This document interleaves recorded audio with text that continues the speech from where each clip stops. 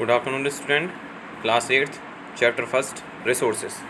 देखिए, आप लोगों को मैंने जब ऑफलाइन क्लास चल रही थी स्कूल में तो मैंने आपका इंट्रोडक्शन से पहले दे दिया था, लेकिन जो बच्चे स्कूल में समय उपस्थित नहीं थे तो मैं कहना चाहता हूँ, मैं इस चैप्टर को दोबारा से रीस्टार्ट कर रहा हूँ, दोबारा से इंट्रोडक्शन से स्टार्ट कर रहा हूँ। देखिए, आज हम बात करेंगे रिसोर्सेज की।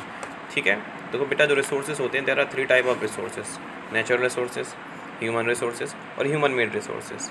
देखिए, अगर हम बात करें what is a resource, resource है क्या? Anything that satisfy human need is called a resource. फिर सुन लीजिए, anything that satisfies human need is called a resources, a gift of nature. देखिए, जो रिसोर्सेज हैं वो हमें नेचर से गिफ्ट के रूप में मिले हैं। ठीक है, हम ह्यूमन रिसोर्स हैं।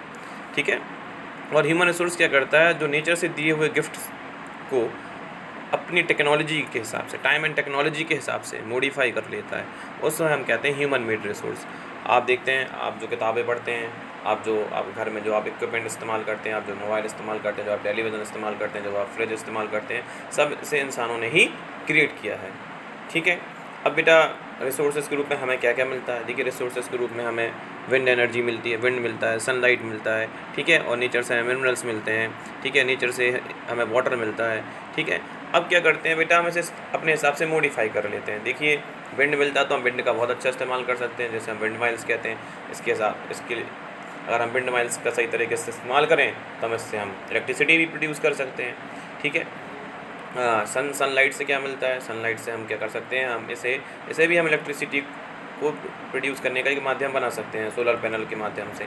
ठीक है, अब मिनरल्स के रूप में बेटा, जितनी भी हम चीज़ें हैं हमें सब मिनरल्स के रूप में मिलती हैं, चाहे वो एल्यूमिनियम हो, चाहे वो कॉपर हो, चाहे वो जिप्सम हो, चाहे आपके डायमंड हो, चाहे आपका वो गोल्ड हो, चाहे आपका वो प्लेटिनम हो, जितनी भी चीज़ें हैं, चाहे आपका वो कोल हो, जितनी भी चीज़ें हैं सब हमें नेचर ने गिफ्ट के रूप में दी हैं।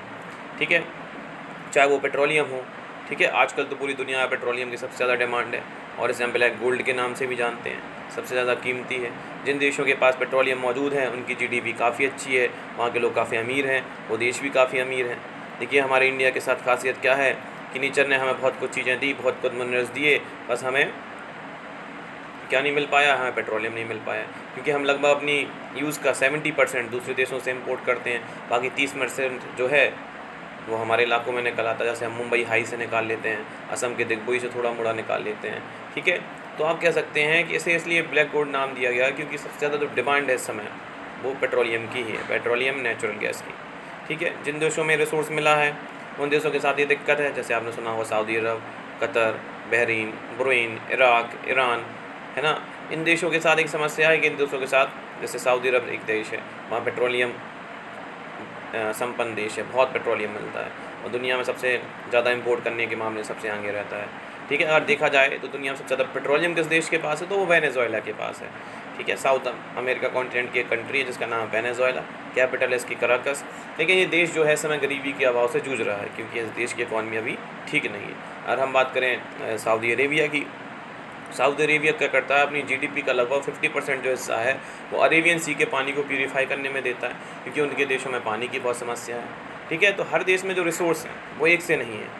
ठीक है, किसी देश में गोल्ड ज़्यादा मिलता है तो रिसोर्स के रूप में, किसी के यहाँ पेट्रोलियम ज़्यादा मिलता है तो किसी के यहाँ। देखिए, मैं आपको बता दूँ कि अगर रिसोर्स के मामले में, अगर रिसोर्स में अगर हम मिनरल्स को कैटेगराइज़ करें तो मिनरल्स के मामले में सबसे रिच कॉन्टिनेंट है अफ्रीका। बट अफ्रीका के साथ एक बात है कि वो अपने रिसोर्स को सही समय से यूटिलाइज़ ही नहीं कर पाते हैं, है ना, क्योंकि वहाँ गोल्ड भी आपको बहुत से देशों में मिलेगा, एल्यूमिनियम भी मिल जाता है, कॉपर ही मिल जाता है, जिप्सम भी मिल जाता है, प्लेटिनम मिल जाता है, डायमंड मिल जाता है। लेकिन आज आप देखिए कि इन और खनिज संपन्न, मिनरल से संपन्न होने के बावजूद भी इन देशों की हालत ऐसी है कि लोग यहाँ पे एक एक दो दो रोटियों के लिए तरसते हैं, क्योंकि इन्होंने टाइम एंड टेक्नोलॉजी, समय के साथ अपनी टेक्नोलॉजी को नहीं बदला, और जो उन्हें नेचर ने गिफ्ट दिया था उसे वो सही तरीके से यूटिलाइज़ नहीं कर पाए। उन्हीं अफ्रीकी देशों में दूसरी देशों की, विकसित देशों की कंपनियाँ जाती हैं, वहाँ से सोना निकालती हैं, वो लाखों रुपए का मुनाफा कमाती हैं, लेकिन वहाँ के जो खुद के लोग हैं जिनकी ज़मीन से सोना निकाला जाता है वो आज वैसे ही गरीब के गरीब हैं। तो देखिए, ये जो कॉन्टिनेंट है में जितनी भी इस कॉन्टिनेंट में लगभग 63 के आसपास कंट्रीज़ आती हैं, सब में कुछ ना कुछ मिनरल्स के रूप में मिलता है। लेकिन यहाँ मिनरल्स मिलता है, यहाँ पेट्रोलियम भी बहुत से देशों में मिल जाता है, जैसे लीबिया हो गया, अल्जीरिया हो गया, है ना, नाइजीरिया हो गया, इन देशों के पास भी अच्छा पेट्रोलियम है। लेकिन ये लोग अपना जो रिसोर्स है वो सही समय से यूटिलाइज़ नहीं कर पाए। देखिए कई ऐसे देश हैं जिनके पास रिसोर्स ही नहीं है, जैसे आप स्विट्ज़रलैंड को ले लीजिए, वहाँ एग्रीकल्चर 0% है, कुछ एग्रीकल्चर वहाँ हो ही नहीं सकता क्योंकि ये चारों तरफ से अल्पास माउंटेन से घिरा हुआ है। ठीक है, तो यहाँ के लोगों ने देखा कि यहाँ पे हरे हरे माउंटेन्स है, तो यहाँ पे लोग डेयरी फार्म खोले हुए हैं, तो डेयरी पे ज़्यादा डेयरी प्रोडक्ट्स बहुत अच्छे बनाते हैं, वॉचेस अच्छी बनाते हैं, घड़ियाँ बहुत अच्छी बनाते हैं। तो देखिए आपको बता दूँ कि जिस देश को जैसा रिसोर्स मिला हो, अगर उसने अपने रिसोर्स को सही समय से यूटिलाइज़ किया हो, तो वो देश आज हद तक काफ़ी मजबूत स्थिति में है। देखिए हमारे देश के साथ क्या है कि हम भी एक अच्छी स्थिति में होते शायद अगर हमें पेट्रोलियम मिल जाता, क्योंकि हमें भी अपने देश की जीडीपी का लगभग 40 से 50% पेट्रोलियम को खरीद फरोख्त में देना पड़ता है। ठीक है, और पूरा जो इंटरनेशनल मार्केट है वो पेट्रोलियम के दामों पे ही निर्भर करता है। तो देखिए जो रिसोर्स हैं, आपको मैं पहले ही बता चुका हूँ, वो 3 कैटेगरी में मैंने डिफ़ाइन किए हैं: natural resource, human resource, human made resource. देखिए हम बात कर लें ह्यूमन रिसोर्स की, हम सब जितने भी अर्थ में लोग रहते हैं हम सब ह्यूमन रिसोर्स हैं। ठीक है, जितनी भी चीज़ें हैं, चाहे वो जो भी मिनरल्स हो, सब खोजे तो हमारे ही द्वारा गए हैं और हमने इनका अलग तरीक़े से इस्तेमाल किया है। ठीक है, अब ह्यूमन मेड रिसोर्सेज की बात कर लें, जितनी भी चीज़ें हैं, जो भी चीज़ें, आज आपका घर हो, मकान हो, बिल्डिंग हो, जो भी चीज़ें हों, पार्क हो, सब इंसानों ने ही तैयार किए हैं, सब इंसानी दिमाग की ही फितरत है। तो देखिए रिसोर्स हैं, नेचुरल रिसोर्स हैं, आपको ये पता होना चाहिए कि अगर जिन देशों के पास पेट्रोलियम है, एक समय ऐसा आएगा वहाँ से पेट्रोलियम निकलना ही बंद हो जाएगा, क्योंकि जो नेचुरल रिसोर्स हैं वो फिक्स समय के लिए हैं। कई नेचुरल रिसोर्स ऐसे हैं वो फिक्स समय के नहीं हैं, जैसे विंड हो गया, सनलाइट हो गई, ये फिक्स समय के लिए है। जब तक अर्थ सर्वाइव है, जब तक अर्थ रहेगी, जब तक ये 2-3 चीज़ें पर, जैसे आपका वाटर हो गया, ये 3 चीज़ें हमें बहुत महत्वपूर्ण हैं, वही 3 चीज़ें बरकरार रहेंगी। ठीक है, और बाकी जैसे अगर हम मिनरल्स की बात करें तो वो तो समय के साथ ख़त्म भी हो जाते हैं। ये साउथ अफ्रीका की कई माइंस ऐसी हो चुकी हैं जो बंद हो चुकी हैं।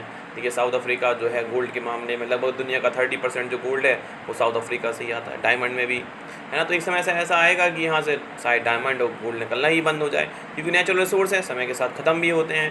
तो जो देश इन पर निर्भर हैं उन्हें दूसरे विकल्पों की भी तलाश है कि दूसरे कोई विकल्प मिल जाए। ठीक है, तो देखिए जैसे हमारे देश में हमने एक रिसोर्स को हमने खोज रखा है कि भविष्य में हम कह सकते हैं हम लद्दाख के रीजन से हम यूरेनियम निकाल सकते हैं, केरला में जो समंदर के तट हैं उनके किनारे से हम थ्योरियम निकाल सकते हैं। ये भविष्य के हैं, ये हमने बस अभी खोजे हैं, इन पर रिसर्च चल रही है, लेकिन अभी हमें ये मिले नहीं हैं। ठीक है, तो देखिए समय के साथ रिसोर्स ख़त्म भी होते हैं तो नई जगहों पे रिसोर्स मिलते भी हैं। तो आपको जो इंट्रोडक्शन है वो अभी ख़त्म नहीं हुआ है, नेक्स्ट वीडियो में, अगले वीडियो में भी इंट्रोडक्शन को मैं आगे बढ़ाऊँगा। Thank you.